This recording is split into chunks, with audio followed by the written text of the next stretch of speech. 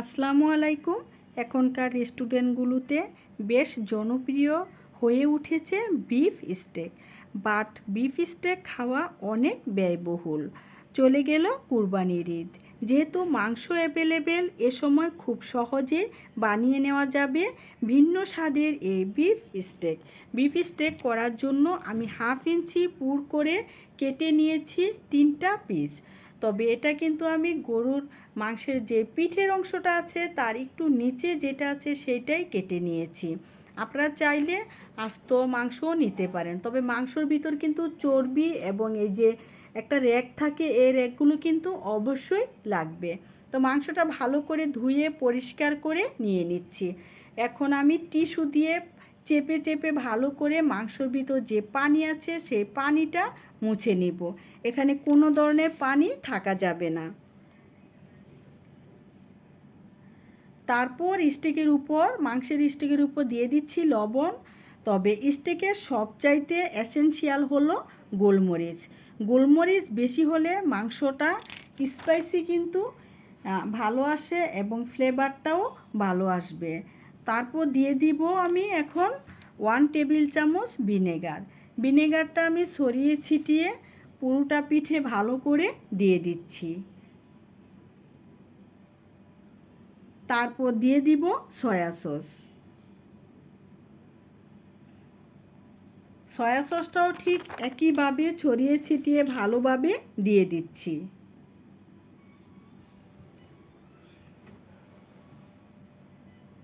তারপর দিয়ে দিব পেঁপের উপরে যে ছিলকাটা আছে সেটা সবুজ অংশটা ওইটা আমি বেটে তারপর পেস্ট করে নিয়ে নিচ্ছি।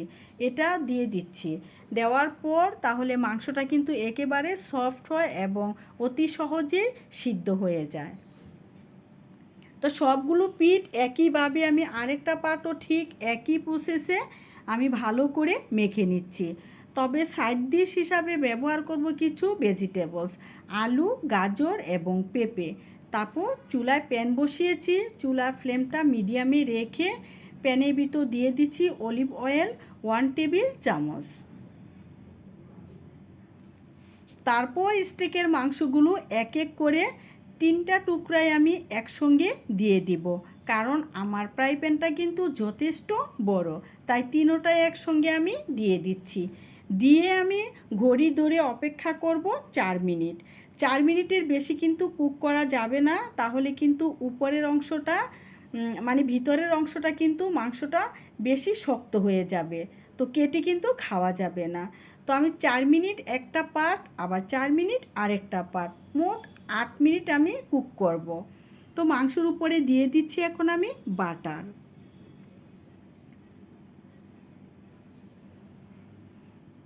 তো আপনারা চাইলে লাঞ্চ অথবা ডিনারে যে কেউ এটা খেতে পারবেন। তবে সব সময় কিন্তু রেস্টুরেন্টে যেয়ে খাওয়া যায় না এই বিফ স্টেক, কারণ এক একটা পিস অন্তত 1000 টাকার উপরে পড়ে যাবে। তাই ঘরেই কিন্তু বানিয়ে খাওয়া যায় পারফেক্টভাবে। তারপর দিয়ে দিচ্ছি কিছু রসুন কুচি। তারপরে দিয়ে দিব আবার আমি গোটা রসুন। ওই গোটা রসুনটাও কিন্তু একেবারে মানে সিদ্ধ হয়ে সফট হয়ে যায়, এটা দিয়েও কিন্তু খেতে দারুণ লাগে। তো সবগুলো গোটা রসুন আমি অ্যাড করে দিচ্ছি।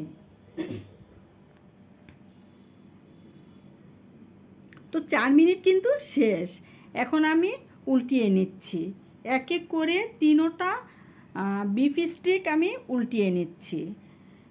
ওয়াও, কালারটা দারুণ আসছে এবং ফ্লেভারটাও খুব বেশি ভালো আসছে, আর দেখতে কিন্তু অনেক বেশি আকর্ষণীয় এবং লোভনীয়।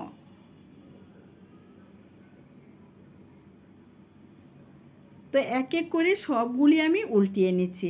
এখন এই পার্টটাও আমি আবার ঘড়ি ধরে 4 মিনিট অপেক্ষা, 4 মিনিট পর আমি নামিয়ে নিব।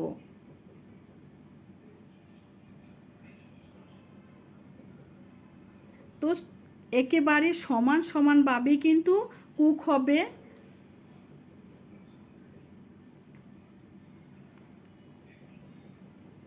তারপর ঢাকনা দিয়ে ঢেকে 10 মিনিট পর আমি কাটবো। কারণ গরম অবস্থায় যদি কাটি তাহলে মাংসের ভিতরে যে জুসিনেসটা আছে তা কিন্তু বেরিয়ে যাবে।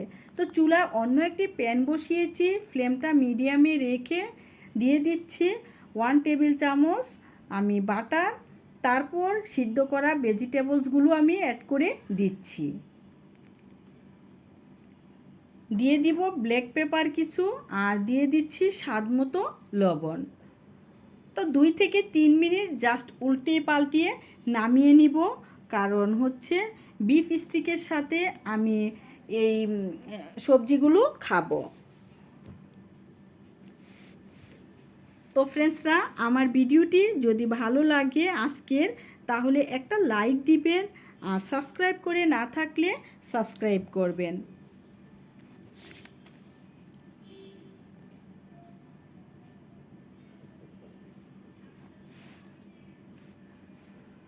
তো 10 মিনিট পর আমি ঢাকনাটা তুলে নিচ্ছি। দেখতে পাচ্ছেন কতটা জুসিনেস হয়েছে। তো আমি আমার পছন্দ মতো সার্ভ করে নিব। সার্ভ করার আগে আমি একটু কেটে আপনাদের দেখাচ্ছি। উপরে কিন্তু আমি একটু জুসিনেস হওয়ার জন্য রসটা দিয়ে দিচ্ছি। তো এই রসটা দিয়েই কিন্তু খেতে দারুণ লাগে। তো আমি এখন একটু কেটে মাংসটা কেটে দেখাচ্ছি। বাহিরে এবং ভিতরে সমানভাবেই কিন্তু কুক হয়েছে। আর আমি যে একটা কালার চেয়েছি পিঙ্কিশ, ঠিক সেই কালারটাই এসেছে। বিফ স্টেকের পারফেক্ট কালারই কিন্তু এইটা, এই যে পিঙ্কিশ যে কালারটা সেইটাই। তো হয়ে গিয়েছে আমার অনেক অনেক মজাদার বিফ স্টেক। চাইলে আপনারা করে খেতে পারেন। এ পর্যন্তই, ভালো থাকেন, আল্লাহ হাফেজ।